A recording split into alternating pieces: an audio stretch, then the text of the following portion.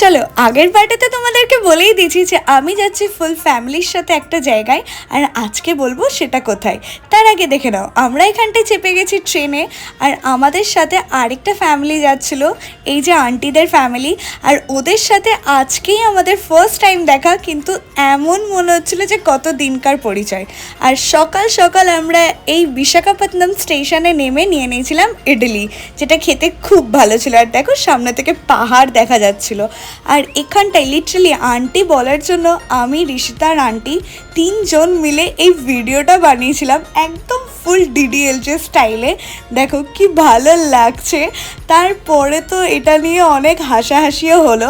তারপরে দেখো ট্রেন থেকে যে ভিউগুলো দেখছিলাম, এত সুন্দর লাগছিল, এত সুন্দর লাগছিল কি বলবো তোমাদেরকে।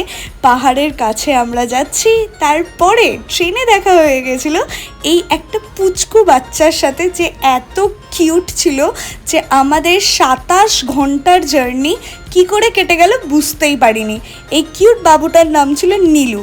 আর এইবার বলে দিই যে আমরা কোথায় যাচ্ছি। তো এই দেখো আমরা চলে এসেছি হায়দ্রাবাদ, আর এইবার থেকে তোমরা আমাদের দেখতে পাবে হায়দ্রাবাদের ভ্লগ। তো তার জন্য অবশ্যই চ্যানেলটাকে সাবস্ক্রাইব করে দিও।